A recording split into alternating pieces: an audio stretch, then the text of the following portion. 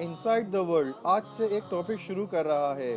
اس کے بارے میں بہت سے لوگ جاننا چاہتے ہیں اور بہت سے لوگ اس کے بارے میں بہت ہی عجیب و غریب باتیں جانتے ہیں۔ یہ ٹاپک ہے دجال کے بارے میں کہ دجال کون ہے، کہاں ہے اور کب برآمد ہوگا، اور وہ کب اور کیسے اور کس جگہ پر مارا جائے گا۔ یہ وہ سارے ٹاپک ہیں جن کے بارے میں تفصیل سے بات کی جائے گی، لہٰذا آپ لوگوں سے گزارش ہے کہ اسے بہت غور سے سنیے گا۔ ابھی تک اگر آپ لوگوں نے ہمارے چینل کو سبسکرائب نہیں کیا ہے تو پلیز اس کو جلدی سے سبسکرائب کر لیجئے اور بیل آئیکن کا بٹن بھی دبا دیں، شکریہ۔ سب سے پہلے ہم اسٹارٹ کریں گے ایک حدیث کے ترجمے کے ساتھ۔ حضرت فاطمہ بن قیس رضی اللہ تعالی عنہ فرماتی ہیں کہ نبی کریم صلی اللہ تعالی علیہ وآلہ وسلم نماز سے فارغ ہو کر ممبر پر تشریف لائے اور مسکراتے ہوئے فرمایا کہ ہر بندہ اپنی جائے نماز پر بیٹھا رہے۔ پھر کہا، کیا تمہیں علم ہے کہ میں نے تمہیں کیوں جمع کیا ہے؟ لوگوں نے کہا، اللہ اور اس کا رسول ہی بہتر جانتا ہے۔ آپ صلی اللہ تعالی علیہ وآلہ وسلم نے فرمایا، قسم اللہ کی، میں نے تمہیں واعظ و نصیحت کے لیے اکٹھا نہیں کیا، بلکہ اس لیے جمع کیا ہے کہ تمیم داری جو عیسائی تھا وہ میری بیعت کر کے دائرہ اسلام میں داخل ہو چکا ہے۔ اس نے مجھے دجال کے بارے میں ویسے ہی خبر دی جیسے میں تمہیں دیا کرتا ہوں۔ پھر آپ صلی اللہ تعالی علیہ وآلہ وسلم نے تمیم داری کا وہ قصہ بیان فرمایا جو آپ لوگوں کو میں پچھلی ویڈیو میں تفصیل سے بیان کر چکا ہوں، اس کا لنک بھی ڈسکرپشن میں آپ لوگوں کو مل جائے گا۔ پھر تمیم داری رضی اللہ تعالی عنہ کا قصہ بیان فرمانے کے بعد آپ صلی اللہ تعالی علیہ وآلہ وسلم نے ارشاد فرمایا کہ خبردار، وہ دجال دریائے شام میں یا دریائے یمن میں ہے، نہیں بلکہ وہ مشرق کی طرف ہے، وہ مشرق کی طرف ہے، وہ مشرق کی طرف ہے۔ آپ صلی اللہ تعالی علیہ وآلہ وسلم نے مشرق کی طرف اپنے ہاتھ سے بھی اشارہ فرمایا۔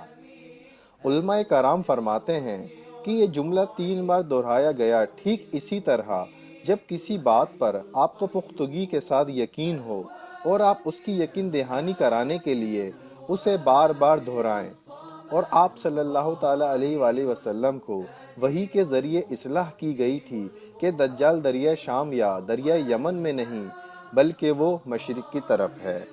اب بات کرتے ہیں کہ دجال کون ہے۔ ایک حدیث مبارکہ کا ترجمہ ہے جسے ابن ماجہ نے نقل کیا ہے۔ جب سے اللہ تعالیٰ نے ضرورت آدم کو پیدا کیا، دنیا میں کوئی فتنہ دجال کے فتنے سے بڑا نہیں ہوا، اور اللہ نے جس نبی کو بھی مبعوث کیا فرمایا کہ اس نے اپنی امت کو دجال سے ڈرایا، اور حضور صلی اللہ تعالی علیہ وآلہ وسلم فرماتے ہیں، میں آخری نبی ہوں اور تم بہترین امت، اس لیے وہ تمہارے اندر سے ہی نکلے گا۔ اگر وہ میری موجودگی میں نکلا تو ہر مسلمان کی طرف سے اس کا مقابلہ کرنے والا میں ہوں، اور اگر میرے بعد نکلا تو ہر مسلمان اپنا دفاع خود کرے گا، اور اللہ ہر مسلمان کا نگہبان اور محافظ ہوگا۔ وہ شام، سیریا اور عراق کے درمیان ایک راستے پر نمودار ہوگا، بس وہ دائیں بائیں ہر طرف فساد پھیلائے گا۔ اے اللہ کے بندو، تم اس وقت ثابت قدم رہنا، میں تمہارے سامنے اس کی یہ علامتیں بیان کیے دیتا ہوں جو مجھ سے پہلے کسی نبی نے بیان نہیں کی۔ ماشاءاللہ، آپ دیکھیں کہ حضور صلی اللہ تعالی علیہ وآلہ وسلم اس کی علامتیں بیان کرنے لگے ہیں۔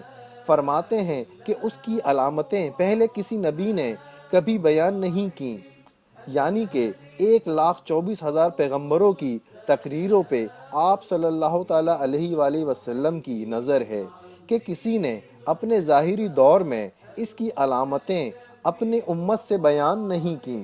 حضور صلی اللہ تعالی علیہ وآلہ وسلم فرماتے ہیں کہ سب سے پہلے تو وہ یہ دعویٰ کرے گا کہ میں نبی ہوں، حالانکہ میرے بعد کوئی نبی نہیں ہے۔ پھر وہ یہ دعویٰ کرے گا کہ میں تمہارا رب ہوں، مگر اسے دیکھنے والے کو پہلی ہی نظر میں اس میں ایسی 3 چیزیں نظر آ جائیں گی جس سے اس کی دعوے کی تصدیق کی جا سکتی ہے، اور وہ 3 چیزیں اس میں کیا نظر آئیں گی؟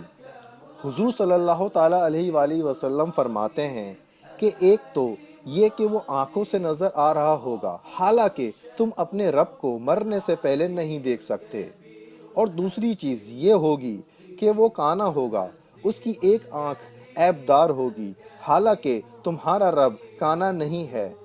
تیسری یہ کہ اس کی دونوں آنکھوں کے درمیان کافر لکھا ہوگا جو ہر مومن پڑھ لے گا خواہ وہ پڑھنا جانتا ہو یا نہیں۔ اس کو دجال کیوں کہا گیا؟ دجل کا ایک مطلب ہے ڈھانپ لینا، لپیٹ لینا، جو اپنے جھوٹ فریب کاری اور اپنی افرادی قوت سے حق کو ڈھانپ لے، اور دجال میں بھی یہی صلاحیتیں ہوں گی۔ 70,000 مسلمان اس کے ساتھ شامل ہو جائیں گے اور 70,000 یہودی اس کے ساتھ ہوں گے۔ اور دجل کسی نقلی چیز پہ گولڈ کا پانی چڑھانے کو کہتے ہیں، جس طرح آرٹیفیشل جیولری پہ گولڈ کا پانی چڑھا ہوتا ہے مگر اندر سے وہ گولڈ نہیں ہوتا، بالکل اسی طرح سے دجال انسانی حقوق کے نام پر، جمہوریت کے نام پر، فلاح بہبود کے نام پر، فن کے نام پر پوری دنیا کو دھوکہ دے گا۔ دجال باطل کو اچھے اچھے لفظوں کی علمہ کاری کر کے پھیلائے گا۔ وہ جھوٹ فریب کے کاموں پہ علمہ کاری کرے گا بڑے اچھے اچھے لفظوں سے، یہ اس کا فن ہوگا۔ وہ باطل کو پھیلائے گا مگر اس کے اوپر علمہ کاری کرے گا اچھائی کی۔ ابن فارس ایک حدیث بیان کرتے ہیں جو انہوں نے حضرت حذیفہ رضی اللہ تعالی عنہ سے نقل کی ہے۔ بلا شبہ دجال مٹی ہوئی آنکھ والا ہے جس پر ایک غلیظ بھدا سا ناخونہ یعنی کھلی ہے، یعنی کہ وہ گوشت جو آنکھ پر بڑھ جانے سے آنکھ کو کور کر لیتا ہے۔